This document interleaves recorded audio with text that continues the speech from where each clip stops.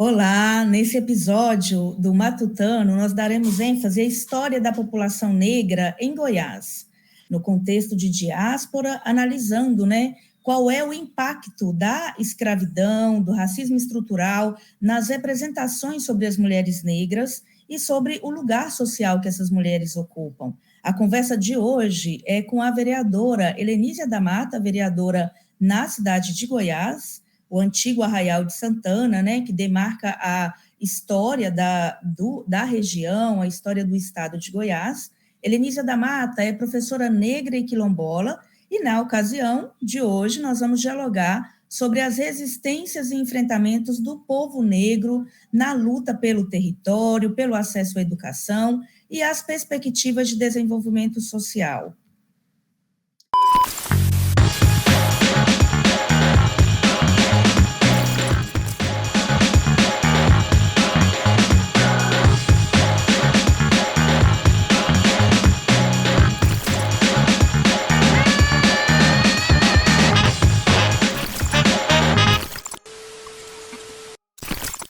Eu sou a professora Adria, do IFG Cidade de Goiás, sou uma mulher negra, de cabelos crespos. Nesse momento, meu cabelo está solto, na altura dos ombros. Eu estou aqui na minha casa.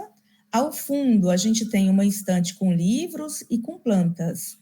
Eu sou formada em História pela Universidade Federal de Goiás, com um mestrado e com especialização em História da África e Cultura Afro-Brasileira e Indígena. Aqui no Instituto Federal, eu sou membro do núcleo do NEABI, que realiza pesquisas, sobre as questões da história, indígena, afro-brasileira, de relações de gênero, e também faço parte da Comissão de Implementação de Políticas Públicas de Igualdade Étnico-Racial do Instituto Federal. E no Matutano de hoje, nós vamos conversar um pouco sobre, então, a história de Goiás, A história da cidade de Goiás, sobretudo, a história da região é uma história marcada por eventos, por ciclos econômicos e políticos, e a gente tem uma formação muito conectada com uma perspectiva da história tradicional, que acaba marcando a origem dessa região aqui, a partir do Arraial de Santana, que a gente acaba trazendo aí também o ciclo, sobretudo o ciclo da mineração. E em vários momentos a gente percebe a necessidade de fugir dessa perspectiva tradicional da história e abrir uma concepção de tempo para além da chegada do bandeirante paulista, marcando também a importância das populações indígenas, dos povos originários que já viviam nessa região, e as contribuições da população negra e da população indígena do ponto de vista econômico, do ponto de vista político, do ponto de vista cultural, na nossa história, E sobre essa temática, hoje nós vamos matutar, aqui nesse programa com a vereadora Helenísia da Mata. Helenísia da Mata, ela está, nesse momento, vereadora pela cidade de Goiás, é uma mulher negra quilombola, mãe, empreendedora, gestora pública, militante feminista, contadora de história, é artista, é cantora, é poetisa e é professora graduada em letras, tem uma formação em gestão do terceiro setor, é especialista em direitos humanos e esteve coordenando o Centro de Atendimento à Mulher da cidade de Goiás durante 8 anos. É membro do Fórum de Políticas Públicas para Mulheres da cidade de Goiás, da Associação de Empresários e Empreendedores para o Fortalecimento do Afroempreendedorismo e da Associação Mulheres Coralinas. Vereadora Helenísia da Mata, é um prazer imenso tê-la aqui conosco. Seja bem-vindas aos Diálogos do Matutano Círculos de Cultura. Passo a palavra para você fazer a sua autodescrição. Olá, Adria. Olá, ouvintes do programa Matutando. É uma grande alegria estar aqui. Eu sou Helenísia da Mata, uma mulher negra, tenho os cabelos crespos à altura dos ombros, estão soltos, eu uso uma blusa preta. Eu estou na minha casa, aqui na cidade de Goiás, perto do Quilombo Alto Santana, e ao fundo eu tenho paredes brancas e uma estante com esculturas e também livros. E ao analisar a historiografia goiana, né? A historiografia, ela é exatamente esse discurso sobre a história. Ela tem a relação com o momento dessa produção da história de Goiás.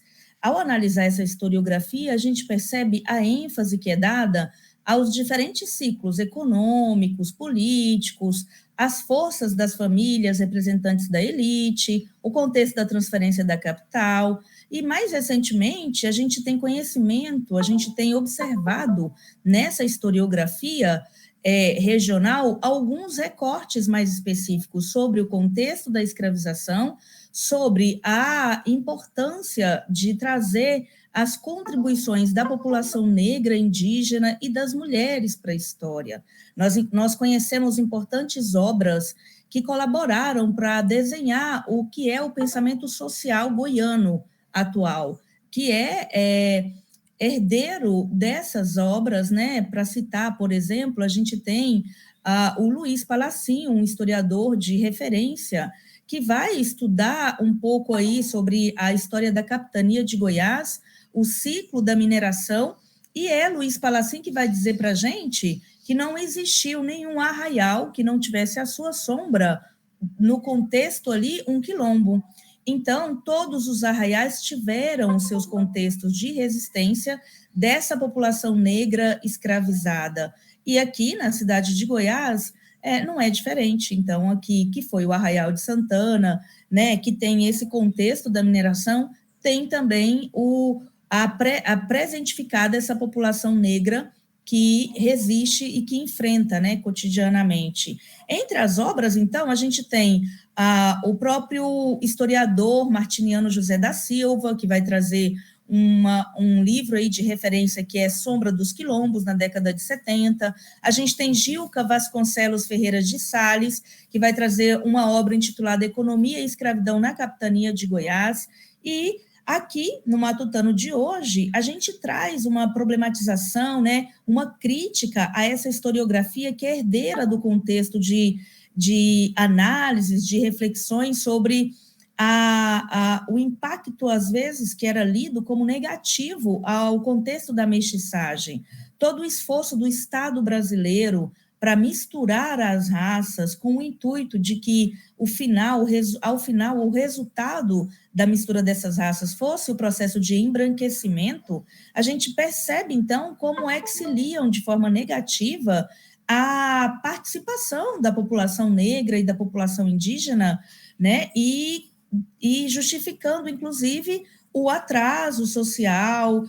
Muito dessas representações negras, indígenas e de mulheres sempre estiveram colocadas de forma pejorativa, de forma negativa, de recorte de degenerados, né?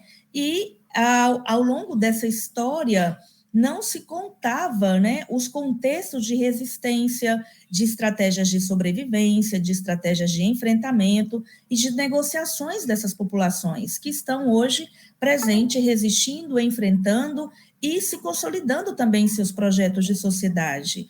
Então, no Matutano de hoje, Helenísia da Mata, ter você aqui como uma representante, né, uma mulher negra, quilombola, vereadora pela cidade de Goiás, nos deixa num contexto de muita positividade, porque a gente pode observar que essa história, ela está mudando, né? Então, eu gostaria de conversar um pouco com você a respeito desse recorte especificamente, né, sobre os impactos do racismo, do contexto de escravização e de desvalorização da população negra. Passo a palavra. Isso mesmo, querida Adria, realmente nos foi dado a parte da história apenas dos perdedores ou das pessoas que perdem. Perdem a possibilidade de dizerem da sua grande potência, da sua contribuição historicamente, e fica aí colocado para a história brasileira e, claro, para todas as pessoas que aqui vivem, que aqui se achegam, quem foram os derrotados e quem foram os vencedores. E aí a gente diz vencedores no masculino porque é isso, o poder econômico, político, inclusive o poder de decidir muitas coisas nos rumos do nosso estado, do nosso país, ficaram concentrados nas mãos de homens brancos. A gente vê isso na nossa paisagem, é só andar nessa cidade que a gente tem elementos iconográficos de quem saiu vencedor e a gente tem elementos iconográficos de quem saiu perdendo nessa história. Desenhar esse novo futuro, inclusive no presente, é um exercício desafiador por demais. Mas eu acredito muito no que você acabou de dizer, que é a nossa capacidade de entendermos essas narrativas, compreendermos que não é só o que está colocado nos livros e nos museus que aí estão para que a gente chegue, e que a gente, dentro desse olhar decolonizado do pensamento, possa perceber o que manteve a gente nesse lugar da história e o que a gente quer ressignificar para construir uma nova história. Uma história que seja capaz de dizer sobre as mulheres que aqui contribuíram, sobre as pessoas que lutaram, porque fica parecendo que foi tudo muito pacífico, que toda essa entrega do corpo preto, do corpo indígena, se deu dentro de uma dinâmica que foi só chegou, mandou e foi. Não, houve muita resistência. Assim, quando diz desses corpos pretos que aqui estiveram em condição de escravizados e depois de pessoas que estavam reunidas em quilombo, também diz dessas nossas estratégias de sobrevivermos a um período da história de negação de direito básico, que era o direito à vida ou a escolha do seu ser como alguém que é sujeito de direitos. Quando eu olho, por exemplo, para a minha história individual, o meu pai nasceu próximo à colônia de Uvá, numa fazenda aqui em 1959, uma fazenda de pessoas brancas.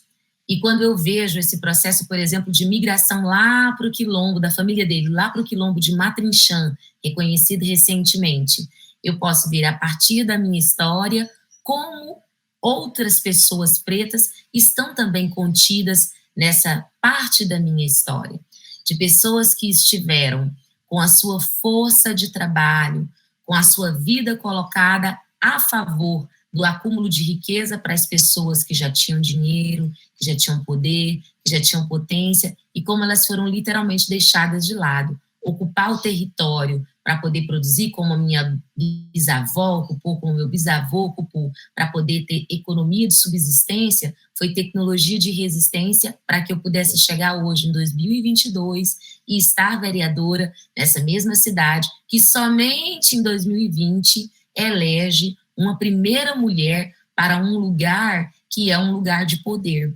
Isso diz muito de como a gente precisa olhar para a nossa história passada, identificar esses lugares de opressão e pensarmos como é que a gente quer movimentar essa roda para construirmos outras possibilidades de ponto de vista, para que a gente possa dizer também da nossa potência, inclusive dentro de uma situação extremamente desafiadora. Se já é difícil para nós hoje, pessoas pretas, coexistirmos e fazermos transformações, imagine para quem estava na condição de escravizada, de escravizado, sem direito ao acesso ao básico, que é a alimentação digna, porque até a forma de comer dos nossos ancestrais africanos foi suplantada, retirada, e quem permaneceu, permaneceu dentro de estratégias de resistência, mas não de ficar produzindo com potência ampliada,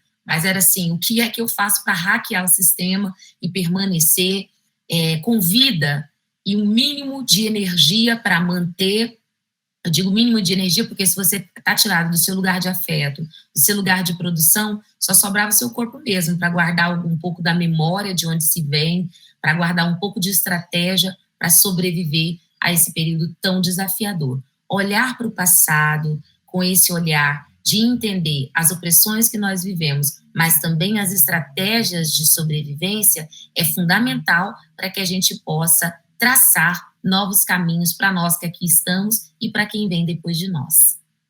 Muito bem, Helenísia. Então, o Matutano de hoje tem trazido aí muitas problematizações, né? Nós estamos aqui dialogando com Helenísia da Mata sobre resistências e enfrentamentos em Goiás, né? Aspectos da negritude, da educação, do território e do desenvolvimento social, e nós voltamos já.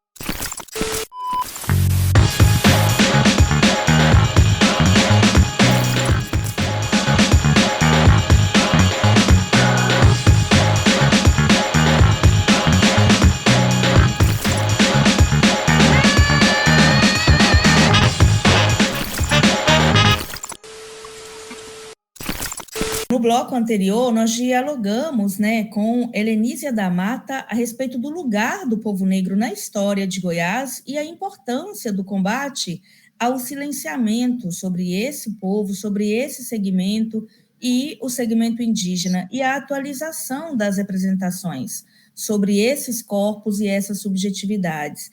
Helenísia, a Selma Dealdina, né, que é a representante da Coordenação Nacional de Articulação das Comunidades Negras Rurais Quilombolas, a CONAC, ela vai ressaltar a importância da existência dos quilombos no contexto atual, né, no sentido da importância deles para os respectivos territórios, para o projeto, a construção, né, de um outro projeto de sociedade. E a gente tem, mais recentemente, no Estado brasileiro, a Marcha Nacional das Mulheres Negras, né, a partir aí da década de 80. A gente sabe que essa marcha, ela chama, né, a população negra, né, e todos os aliados dessas pautas sociais a se aquilombarem na elaboração de um outro modelo civilizatório para o país, que tem aí como ênfase a ideia do bem viver, né? E aí, nesse sentido, Helenísia, nós conhecemos um pouco da sua história, eu gostaria que você falasse um pouco sobre a sua origem, né, como mulher quilombola, trazendo um pouco dessa sua trajetória e da sua atuação mais recente diante do processo de reconhecimento dos quilombos da região aqui em Goiás. Passo a palavra. Então, eu sou Helenísia, como já colocado, eu nasci em Goiânia, minha mãe saiu de Matrinchã, onde hoje é o Quilombo São Félix, minha mãe e meu pai. Minha mãe foi trabalhar como empregada doméstica em Goiânia, e lá o meu pai também foi trabalhar, como meu pai ficou órfão, aquela história, né, pessoa preta num Brasil difícil demais. E aí, lá em Goiânia, eles se reencontraram, eram meninos do interior, depois se tornaram jovens por lá, e se casaram. Muito dentro desse círculo, estavam todos ali no Fim Social, que era um bairro muito pobre em Goiânia na década de 80, e eles se casaram e me tiveram. Nesse lugar em que minha mãe era uma empregada doméstica e meu pai estava se constituindo como um trabalhador dentro, inclusive formado pelo Sistema S, que tinham essas formações profissionalizantes, que eu nasço. Então, mais uma pessoa preta que nasce dentro de um ambiente em que os pais têm só a força do corpo mesmo para trabalhar e adquirir alguma coisa. Então, eu venho desse lugar. Tive a oportunidade de passar por um processo de alfabetização dentro do tempo correto, porque já na década de 80 o Brasil oferecia isso com maior facilidade para as pessoas e eu não estava no campo. Depois, eu fui forjada com meu pai, e isso é importante dizer, porque como é que se faz uma pessoa militante? Muito dentro dos espaços que você convive. Eu gosto de deixar esse indicador em todos os espaços que eu estou, porque antes de ir à universidade me formar para esse lugar, eu já estava dentro de um contexto de luta. Então, quando meu pai volta para o interior, sai de Goiânia e vai para o interior para a gente ter vínculo de novo com a família, aí já formado eletrotécnico pelo Sistema S, a gente já chega dentro de uma necessidade em Matrinchã, que é uma cidade pequenininha, próximo a Aruanã, cidades primas, com forte presença indígena e negra. Ele volta numa perspectiva também de ajudar a organizar trabalhadores do campo para a reforma agrária. Então, eu participei de movimentos de luta pela terra, muito jovem, assim, com 8 anos. Eu me lembro da gente atravessar, ocupar a terra onde hoje é o assentamento Santa Rosa. Então, é muito vívida para mim a lembrança desse lugar de luta pela terra. Eu me lembro, assim, de fazer mutirão para poder abrir a picada da onde as casas, as barracas seriam instaladas, de momentos em que a gente fazia comidas coletivas, a presença da fé muito forte, porque quando se é muito pobre, quando se tem que contar muito com o divino, isso aparece muito forte. E também com o meu avô Bernardino da Mata, folião, assumidíssimo, e aí, Adria, o meu vínculo com a família da Mata daqui de Goiás, então o meu avô girava essa folia todinho por aqui, chegando até Aruanã, que ele chamava de Cavalo Queimado lá em Araguapá, girava esse território todo. Então, eu nasci dentro desse contexto.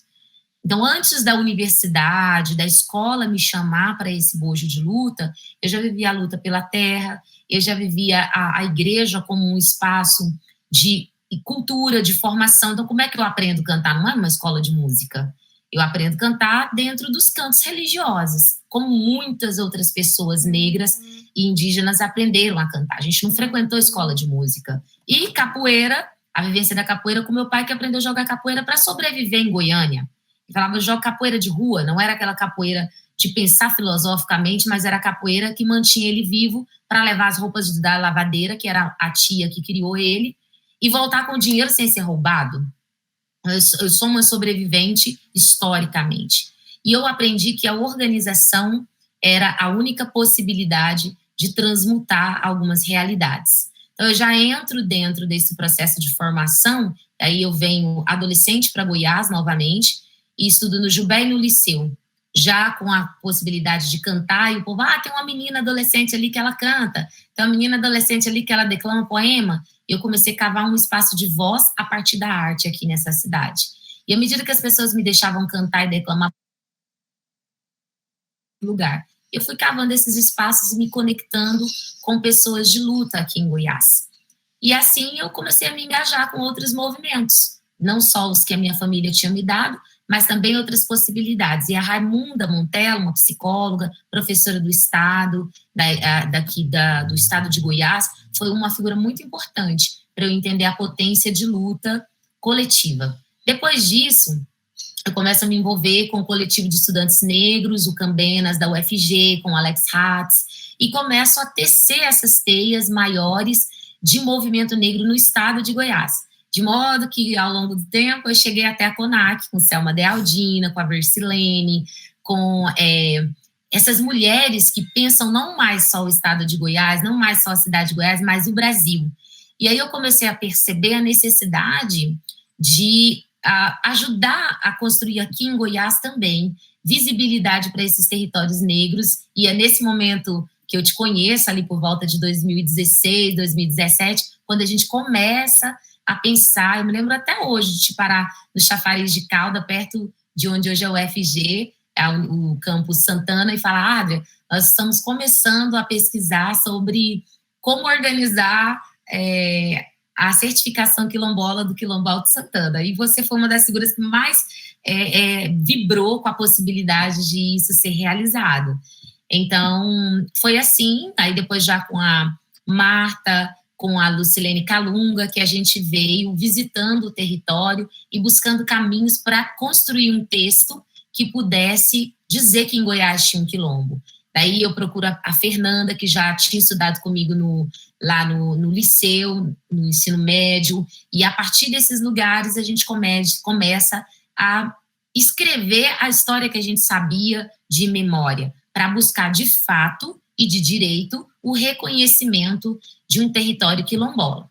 E esse mesmo movimento eu comecei a tecer para a Faina, onde eu já tinha capilaridade, e com o Dalvan, que era vereador à época, e ele puxou esse movimento com as pessoas de lá. E lá em Matrinchã foi o meu primo, um negro retinto também, que começou esse movimento também, junto com a Marta Ivone, com a Lucilene, de verificar que lá em Matrinchã havia um espaço, que é o São Félix, onde minha mãe e meu pai nasceram, que precisava ser identificado. E por que eu estou dizendo, e acabo dizendo isso com muito tempo? Porque, na verdade, como nós não temos isso reunido, uma árvore genealógica balizada pela história oficial, a única forma da gente fazer essas conexões é pela luta a partir dos movimentos sociais. Então, participar da Marcha das Mulheres Negras, entender que existe um movimento negro unificado, entender que existe um Conselho Nacional Quilombola, ele não foi feito, infelizmente, da universidade para mim. Mas hoje eu posso viver a possibilidade de ser uma das pessoas ponte com você, com muitas outras pessoas, para que a universidade seja uma grande força nesse movimento de um aquilombar coletivo. Então, eu acredito muito nessa nossa capacidade de entendermos que quanto mais nós estivermos organizadas dentro desse tecido social, a partir de um olhar decolonizado, mais nós teremos potência para desorganizarmos um poder que nos mata. Muito obrigada, Helenísia. No programa de hoje, nós matutamos com Helenísia da Mata sobre as resistências e enfrentamentos em Goiás, né? Negritude, educação, território e desenvolvimento social. E eu deixo aqui, então, os agradecimentos à equipe organizadora do Matutano, Círculos de Cultura, e a essa parceria tão significativa entre o Instituto Federal e a Universidade Federal de Goiás. Passo para você, Helenísia, tecer os seus agradecimentos e a gente finaliza por aqui. Eu agradeço a todas as pessoas que se dedicam a nos escutar. Como nós sempre dizemos, nós temos muito o que dizer, mas é preciso que nós encontremos pessoas que tenham ouvidos e olhos para o que a gente diz. Não só no sentido físico, mas no sentido de entender que o racismo é um desafio de todas as pessoas. E é preciso que todas as pessoas percebam o que está mantendo esse olhar de opressão sobre corpos indígenas, pretos, enfim. Eu só tenho a agradecer, é muito bom estar aqui com vocês, reunindo forças de luta e refletindo sobre como nós estamos nesse tempo da história e o que nós queremos fazer para construirmos outros futuros. Então, muito obrigado às universidades que aqui se congregam para produzirem esse espaço de fala e também de escuta. Muito obrigada. Então, para saber mais, né, sobre essa temática, você poderá acessar o material ao lado.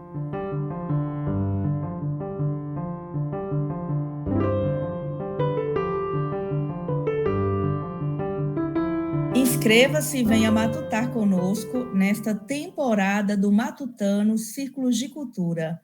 Até lá!